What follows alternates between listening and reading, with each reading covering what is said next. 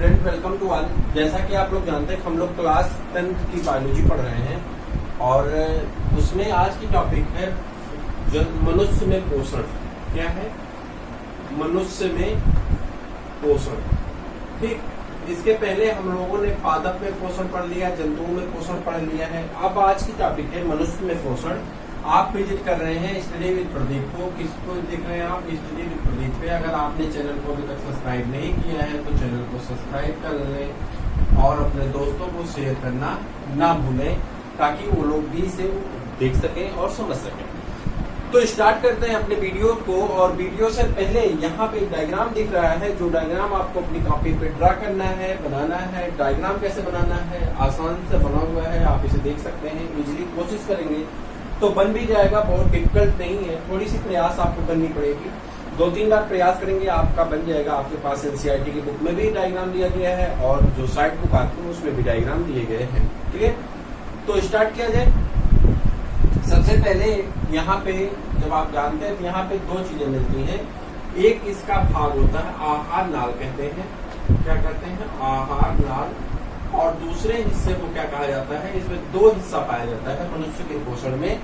2 हिस्सा यानी मानव पाचन तंत्र का 2 हिस्सा होता है। एक को कहते हैं आहार नाल, दूसरे को कहते हैं संबंधित ग्रंथियां या एसोसिएटेड ग्लैंड। तो संबंधित ग्रंथियां कर देंगे, क्या कर देंगे? ग्रंथियां कर लेंगे। ठीक है, क्या कर देंगे? ग्रंथियां। ठीक, अब इसमें अगर हम बात करेंगे, इसे कहते हैं एसोसिएटेड ग्लैंड। ये होते हैं एसोसिएटेड ग्लैंड और ये है एलिमेंट्री कैनाल। ठीक, 2 हिस्से होते हैं, इसमें कोई दिक्कत नहीं। अब देखिए आगे बढ़ते। एलिमेंट्री कैनाल यानी जो आहार नाल होती है, ये 9 मीटर लंबी होती है। कितनी? 9 मीटर लंबी होती है। कितनी मीटर लंबी होती है? 9 मीटर लंबी होती है। कहाँ से चलती है? मुख से चलती है। और कहाँ तक जाती है? तो यहाँ तक, एनस मतलब गुदा नाल तक जाती है। गुदा नाल तक जाती है। यानी इतनी बड़ी नली में कहाँ से शुरू होकर के, मुख से शुरू होकर के गुदा नाल तक जाती है। जैसे कि इसमें बीच बीच में अलग अलग आर्गन पड़ेंगे और उसका अलग अलग नाम बनता जाता है, लेकिन उसके पहले इनमें जो होता है ए हिस्सा, पूरे हिस्से को हम एलिमेंट्री कैनाल कहते हैं। यानी यहाँ से लेकर के यहाँ तक का हिस्सा जो होता है एलिमेंट्री कैनाल कहलाता है। बीच बीच में अलग अलग जंक्शन बनते हैं जिसका अलग अलग नाम होता है। उसके बारे में हम लोग अलग अलग पढ़ते भी हैं और समझते भी चलेंगे। तो स्टार्ट किया जाए आहार नाल में। अब हमने आपको पहले वीडियो में बताया था, जो लोग नहीं देखे फिर से देख लें। उसमें बताया गया था कि जंतुओं में पोषण के 5 चरण होते हैं। 5 चरण में पहला चरण था जिसका नाम था अंतःग्रहण। याद होगा आपको, आपने अगर देखा तो अंतःग्रहण। अंतःग्रहण को इंग्लिश में कहते हैं इंगेशन।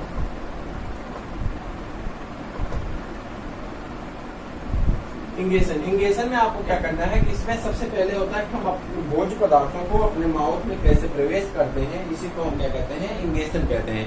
इंगेशन में आपका स्टार्ट जो होता है, इंगेशन वो आपके माउथ से स्टार्ट होता है। तो माउथ में हम अपने भोजन को अपने हैंड के माध्यम से ले जाते हैं।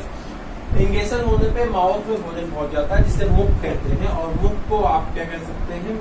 मुख कहा जाता है। इसे मुख में, माउथ कहते हैं इंग्लिश में। तो मुख में जैसे ही पहुंचते हैं उसे बकल कैविटी भी कहा जाता है। मुख के हिस्से को क्या कहते हैं? Buccal cavity. अब वहां छोड़िए, मुख को देखिए। मुख के अंदर जाते हैं तो वहां पे क्या मिलता है आपको? अलग अलग चीजें मिलती है। जैसे पहली चीज क्या मिलती है आपको? तो दांत मिलता है। और क्या मिलता है? जीभ मिलती है। और उसे में आपके मुंह में पानी आ जाता है। जब कोई खट्टा खाता है या कोई अच्छी चीज बनती है तो आपके मुंह में क्या आता है? पानी आ जाता है, जो ललचाना कहते हैं। तो ललचाने वाली बात यहाँ पे जो है, वो ललचाने वाली बात इसलिए है कि पानी आता कहाँ से? वो होती है सेलेब्री ग्लैंड। और यहाँ पे शायद उसे लिखा नहीं गया है, तो इसलिए यहाँ लिख देते हैं सेलेब्री ग्लैंड। सेलेब्री ग्लैंड जिसे लार ग्रंथियां कहते हैं। हिंदी में इसे क्या कहते हैं? लार ग्रंथियां कहते हैं। ठीक है, अभी बात कर लेंगे, सबकी हिंदी बता देते हैं। तो एक बार हम इस पे क्या काम करते हैं? ओवरव्यू कर लेते हैं। सभी आर्गन को एक बार देख लेते हैं, कौन कौन सा आर्गन है और उसके नाम क्या होते हैं, सबको एक बार देख लेते हैं, हिंदी इंग्लिश का नाम। और फिर उसके बाद एक एक करके शुरू करते हैं। माउथ को हिंदी में कहते हैं मुख, टंग को कहते हैं जीवा या जीभ, ऑसोफेगस को कहते हैं आहार नाल, आहार नहीं भोजन नली, भोजन नली। ठीक, आहार नाल भी कह सकते हैं। स्टमक को कहते हैं पेट, पैंक्रियाज का हिंदी इंग्लिश पैंक्रियाज होता है, लेकिन हिंदी में इसे अग्न्याशय कहते हैं, अग्न्याशय कहते हैं। ठीक है, ज्यादातर आप हिंदी इंग्लिश लिख सकते हैं पैंक्रियाज, कोई दिक्कत नहीं। स्मॉल इंटेस्टाइन छोटी आंत, छोटी आंत, इसे बड़ी आंत कहते हैं, बड़ी लार्ज इंटेस्टाइन को बड़ी आंत। उसके बाद रेक्टम को कहते हैं, रेक्टम को कहा जाता है, अभी बता देते हैं। उसके बाद आ जाते हैं यहाँ पे बाइल को इंग्लिश हिंदी में बाइल कहते हैं। ठीक है, लीवर को यकृत कहते हैं। ठीक, अब ये थे कुछ ऑर्गन थे जिसके बारे में आपने जान लिया। अब यहाँ आप देखिए, चलिए स्टार्ट करते हैं। तो सबसे पहले इंगेशन को हम लोग पढ़ रहे थे। तो इंगेशन में हमने पढ़ा कि इंगेशन माउथ से होता है और माउथ में जाकर के इंगेशन हमारे फूड पार्टिकल हमारे माउथ में बैठ जाते हैं।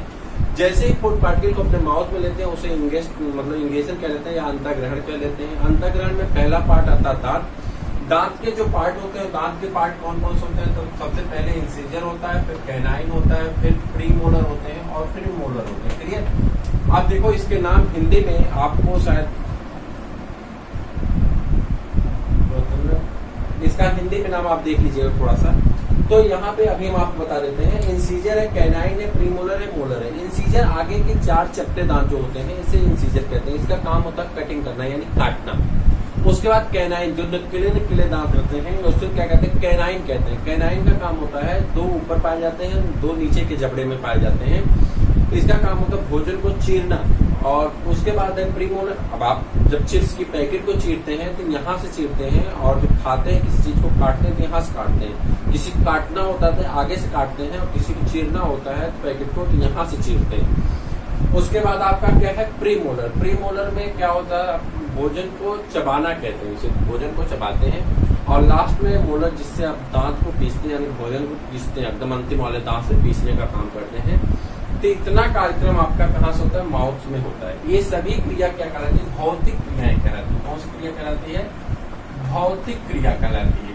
चलिए, तो आपसे अगर पूछा जाए, हाँ यहीं पे एक चीज और है। अब एक तो माउथ में दांत का काम हो गया, दूसरा पड़ता है जीभ।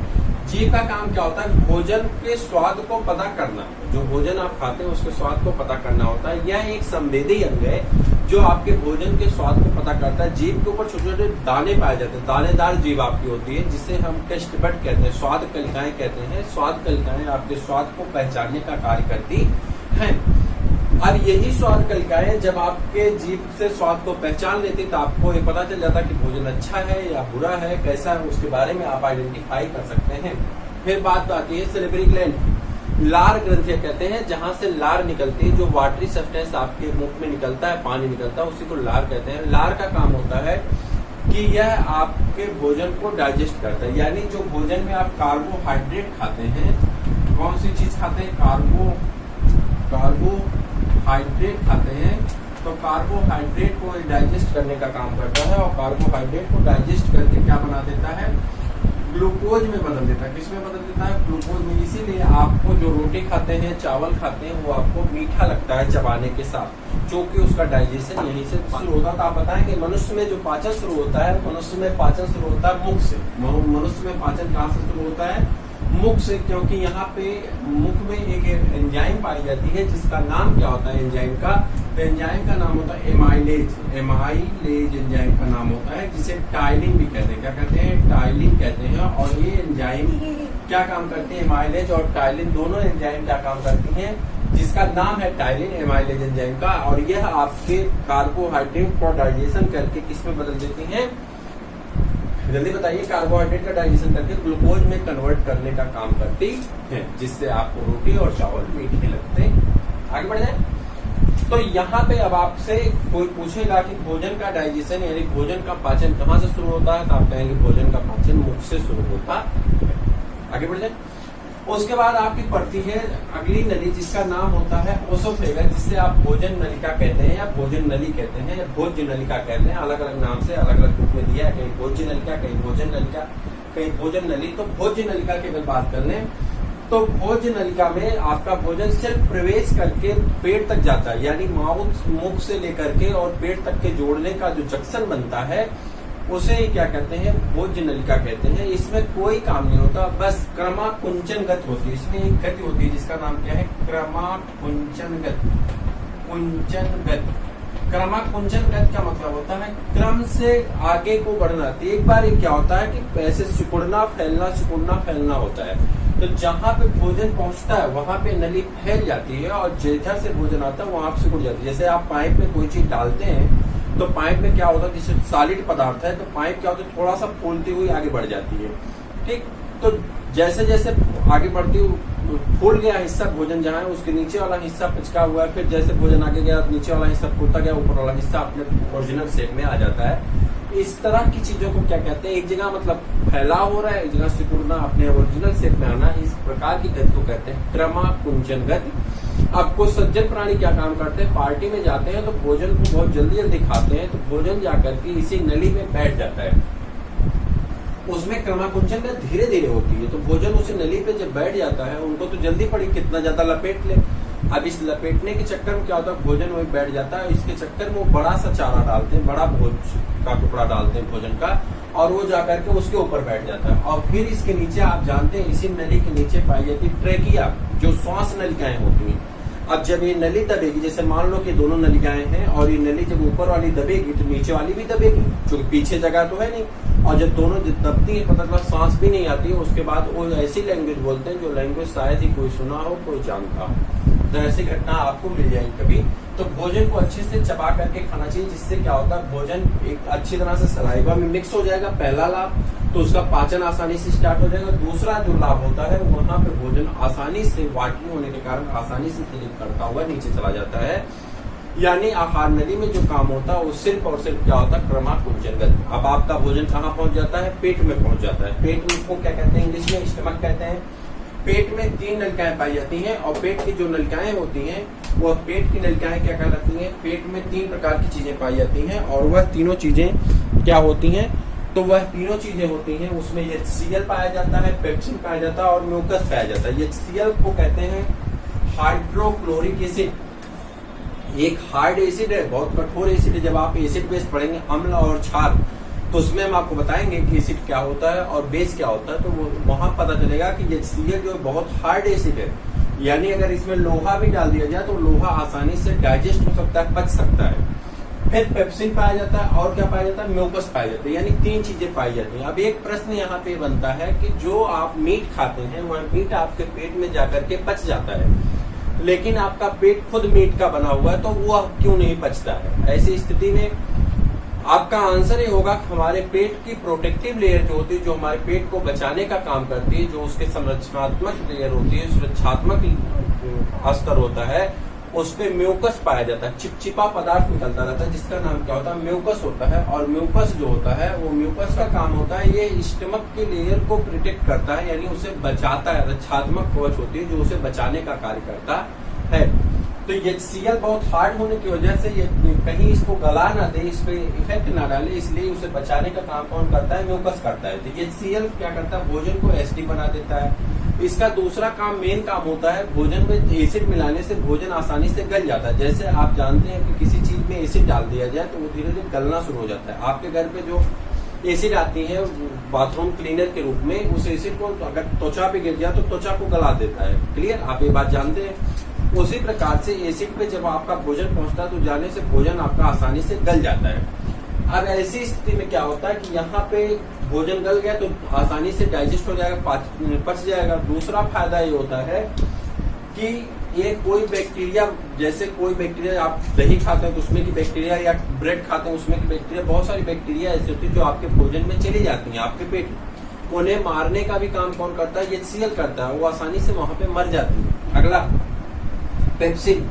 पेप्सिन का काम क्या होता है, तो पेप्सिन प्रोटीन का पाचन करता है, यानी प्रोटीन को पेप्टोन में तोड़ देता है। तो प्रोटीन को तोड़ने का काम कौन करता है, तो वह पेप्सिन करता है। अगर आपसे कोई पूछे कि सबसे ज्यादा पाचन कहाँ होता है, तो आप कहेंगे सबसे ज्यादा पाचन कहाँ होता है, पेट में होता है। और पेट में प्रोटीन का पाचन बृहद रूप से होता है, यानी सबसे ज्यादा पाचन किसका होता है, प्रोटीन का होता है। साथ में यहाँ पे म्यूकस है। म्यूकस का काम हमने आपको पहले ही बता दिया कि यह HCl से पेट को बचाने का काम करता है। कभी कभी किसी स्थिति में क्या होता है कि आप अगर लगातार फास्ट यानी व्रत रह रहे हैं, या दूसरा कंडीशन ये होती है कि आप भोजन कम कर रहे हैं, भोजन कम करते हैं, तो ऐसी स्थिति में, इन दोनों स्थिति में क्या होता है कि आपके अंदर एक भोजन कम करने की अवस्था में, या दूसरा जब आप लगातार व्रत रहते हैं तो HCl भोजन ना पाने की वजह से HCl कहीं ना कहीं ज्यादा कंसंट्रेट हो जाता है, ज्यादा हार्ड हो जाता है और आपके पेट की दीवार पे इफेक्ट डालने लगता है। ऐसी कंडीशन को पेप्टिक अल्सर कहा जाता है, जो एक प्रकार की पेट की बीमारी होती है जो पेट में पाई जाती है, जिससे पेप्टिक अल्सर, जिसे मुख में छाला पड़ता है वैसे पेट में छाला पड़ जाता है, जिसे पेप्टिक अल्सर कहा जाता है। क्लियर? तो आगे बढ़ते हैं। अब भोजन यहाँ पे आपका HCl घुल चुका है, भोजन एसिडिक हो चुका है। एसिडिक का मतलब अम्लीय भोजन किसे कहते हैं? जब कोई अम्ल पानी में मिला होता तो उसे अम्लीय कहते हैं। भोजन कैसा हो गया? अम्लीय हो चुका है।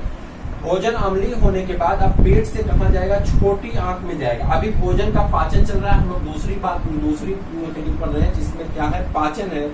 और पाचन में एक बार हम आपको बता दें, हम लोग अंतःग्रहण पढ़ लिए, अब पाचन पढ़ रहे हैं। पाचन का काम अभी चल ही रहा है।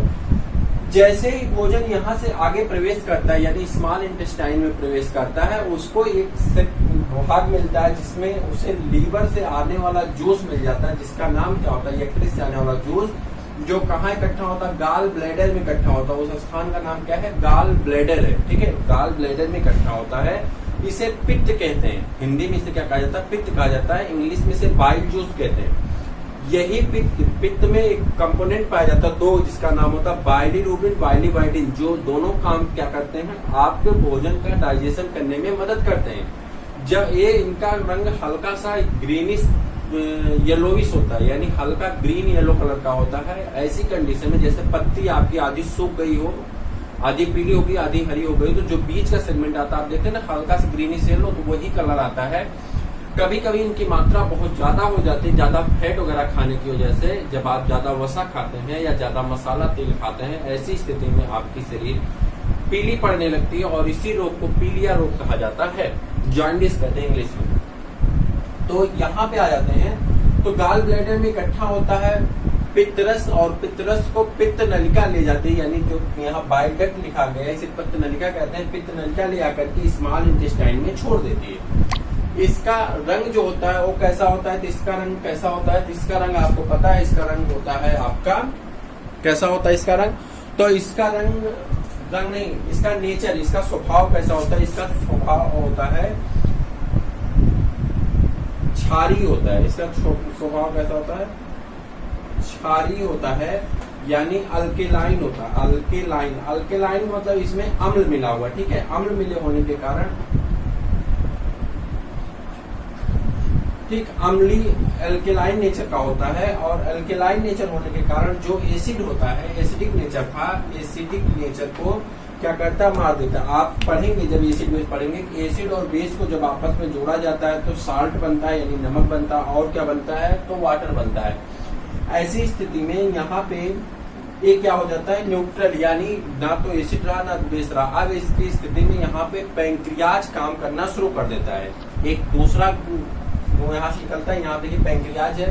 अग्न्याशय से अग्न्याशयी रस निकलता है। क्या निकलता है? अग्न्याशयी रस। उसको हिंदी में क्या कहते हैं? अग्न्याशयी रस या पैंक्रियाटिक जूस कहते हैं। पैंक्रियाटिक जूस में 3 प्रकार की एंजाइम पाई जाती है। एक एंजाइम, 2 एंजाइम और 3 एंजाइम पाई जाती है। पहले एंजाइम को कहते हैं एमाइलेज। क्या कहते हैं? एमाइलेज कहते हैं। एमाइलेज हिंदी में और इंग्लिश में दोनों में एमाइलेज ही लिखा जाता है। दूसरा होता है एमाइलेज ट्रिप्सिन, और थर्ड होता है लाइपेज, यानी हिंदी इंग्लिश में दोनों का तीनों का एक ही नाम होता है। एमाइलेज कार्बोहाइड्रेट का पाचन करता है। एमाइलेज किसका पाचन करता है? कार्बोहाइड्रेट का पाचन करता है। कार्बोहाइड्रेट को किसमें बदल देता है? ग्लूकोज में बदल देता है। किसमें बदल देता है? ग्लूकोज में बदल देता है।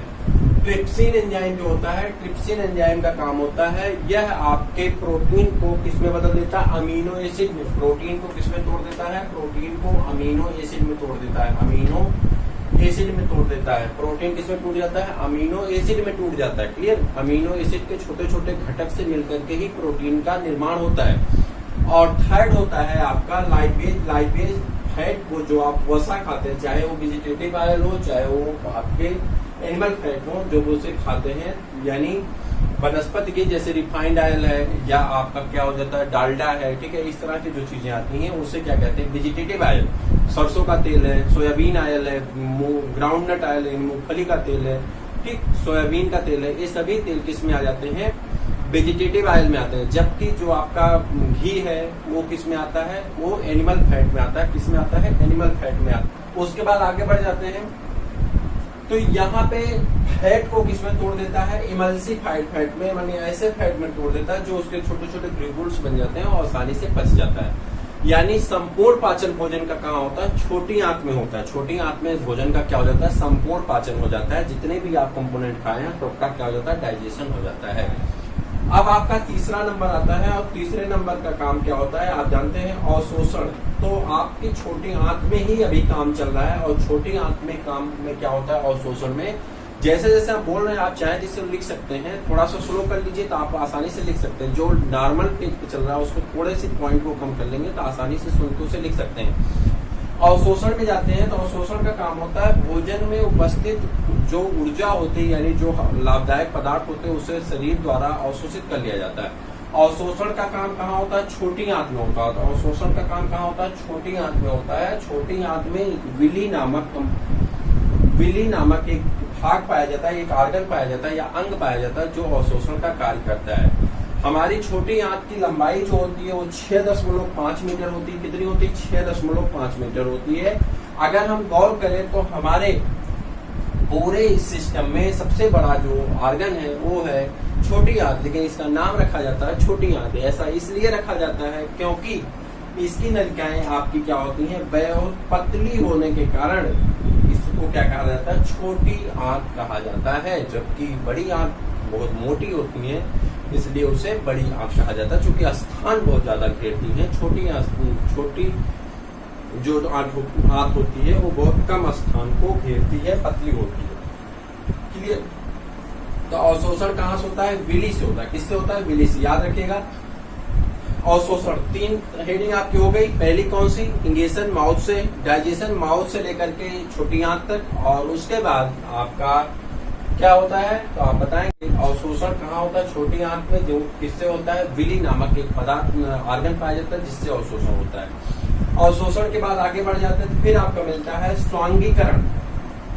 तो स्वांगीकरण आपका क्या हो जाता है, स्वांगीकरण का मतलब होता है भोजन में उपस्थित ऊर्जा को शरीर के अन्य हिस्सों तक, जिसे एसिमिलेशन कहते हैं। चौथा हिस्सा है, अगर आपने नहीं देखा है तो जंतु वाला देखेंगे। जंतु में जब आप देखेंगे पोषण, जंतुओं में पोषण, तो उसमें आपको आसानी से इन सभी चीजों के बारे में वर्णन किया गया है, आप वहां से आसानी से समझ सकते हैं। तो जब यहाँ देखेंगे स्वांगीकरण, तो स्वांगीकरण क्या होता है, भोजन की उपस्थित ऊर्जा को शरीर के अन्य हिस्सों तक पहुंचाया जाता है, ताकि वहाँ पे जो भी शरीर को आवश्यक हो वह कार्य शरीर आसानी से कर सके। चाहे वो उसको वृद्धि करना हो, चाहे किसी मरम्मत करना हो, चाहे वो किसी हिस्से को जोड़ना हो, तोड़ना हो, जो भी काम करना हो, चलना फिरना, घूमना टहलना, नाचना गाना, पढ़ना लिखना, जो भी कार्य है, उस कार्य की ऊर्जा के लिए जो एनर्जी चाहिए वो एनर्जी भोजन से ही मिलती है, और भोजन की उस ऊर्जा को उस स्थान तक पहुंचा दिया जाता है और वो वहां पर अपना वर्क करता है। इसी को क्या कहते हैं, स्वांगीकरण कहते हैं। क्लियर। अगला होता है आपका, क्या होता है अगला, बहिक्षेपण। बहिक्षेपण में आपका क्या हो जाता है, तो स्वांगीकरण के बाद फिर है आपका बहिक्षेपण। बहिक्षेपण में आपके शरीर में जो भी अनडाइजेस्टेड फूड पार्टिकल, यानी जो भोजन पचा नहीं है, उस भोजन को शरीर से बाहर निकाल दिया जाता है। बिना पचे हुए भोजन को शरीर से बाहर निकाल दिया जाता है। वह भोजन शरीर से बाहर कहाँ से निकलता है, गुदा द्वारा निकलता है। तो ये गुदा द्वारा शरीर से बाहर निकाल दिया जाता है। इस प्रकार से मनुष्य में पोषण आपका क्या हुआ, कंप्लीट होता है। लेकिन कुछ ऑर्गन यहाँ पे हैं, उनके बारे में एक बार थोड़ा सा और देख लेते हैं। जैसे यहाँ पे अपेंडिक्स है, एक ऑर्गन है जिसका नाम क्या है, अपेंडिक्स है।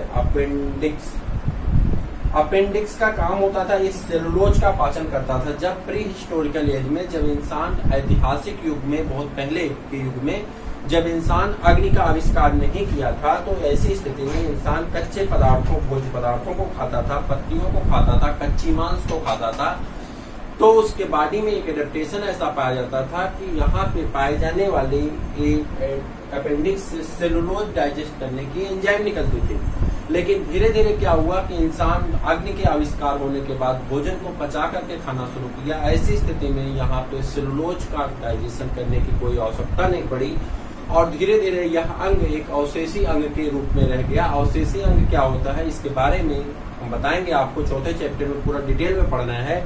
ह्यूमन इंसान की बॉडी में 100 अवशेषी अंग पाए जाते हैं। बस यहाँ थोड़ा जान लें, अवशेषी अंग उसे कहते हैं जो अंग हमारे पूर्वज में तो कार्यरत थे, जो पूर्वज में काम करते थे, लेकिन अब इनका कोई कार्य नहीं है। ऐसे अंग को हम क्या कहते हैं? अवशेषी अंग कहते हैं, जो एक एविडेंस देगा, एक प्रमाण देगा कि हमारे पूर्वज कभी मछली थे तो कभी जो है बंदर थे, कभी मछली थे तो, और कभी अगर उससे भी पीछे जाएंगे तो हमारे पूर्वज जायगोट यानी एक कोष की अमीबा के समान भी नजर आएंगे। और सारे एविडेंस आपको चौथे चैप्टर में दिए जाएंगे। वहां पे हर एक एविडेंस आपको बताएगा कि आप कैसे कैसे यहाँ तक आए हैं। तो वो चौथे चैप्टर की टॉपिक, बस इतना जान लीजिए। अवशेषी अंग का मतलब ये होता है कि जो अंग, वह अंग जो हमारे पूर्वज में कार्यरत थे यानी काम करते थे, आज वो कार्य नहीं करते हैं, ऐसे अंग को हम क्या कहते हैं? अवशेषी अंग कहते हैं। जिसका एक उदाहरण यहाँ पे वर्मीफॉर्म अपेंडिक्स है, यानी अपेंडिक्स है जो कि पहले कार्यरत था, अब कार्य नहीं करता है। क्लियर? ऐसी स्थिति में कभी कभी क्या होता है, आपके अपेंडिक्स की शेप और साइज बढ़ जाती है, और जब आप उसे डॉक्टर के पास जाते हैं, डॉक्टर उसे कट करके निकाल देते हैं। तो ये था आपका पहला पार्ट, और इस पार्ट में हम सभी अंगों के बारे में जाने, भोजन कैसा होता है, कैसे डाइजेस्ट होता है, इसके बारे में जाने हैं। यहाँ पे लीवर दिया गया है। लीवर मानव शरीर की सबसे बड़ी ग्रंथ होती है। उसके बाद सेलेब्री ग्लैंड है, यह हमारी दूसरी ग्लैंड है, और इससे निकलने वाले एंजाइम और इनके फंक्शन, पैंक्रियाज है, ये किस पे फंक्शन करते हैं, उसका क्या लाभ होता है, क्या हानि होता है, इन सभी चीजों के बारे में हम लोग सेकंड पार्ट में डिस्कस करेंगे। मुझे विश्वास है कि आपको ये वीडियो पसंद आया और आपको इसमें किसी प्रकार की कोई समस्या नहीं। अगर आपको समस्या है तो नीचे दिए गए डिस्क्रिप्शन बॉक्स में आपको नंबर दिया गया, आप वहां से अपनी समस्या, अपने क्वेश्चन को पूछ सकते हैं। और अपने चैनल को आप दोस्तों को शेयर कर दीजिए। अब रोज रोज कहना उचित नहीं है, तो इतनी चीज तो आप समझ ही सकते हैं कि अपने दोस्तों की बात आपको शेयर कर देना चाहिए, बता देना चाहिए। तो फिर हम लोग मिलते हैं किसी और वीडियो में, तब तक के लिए इजाजत दीजिए।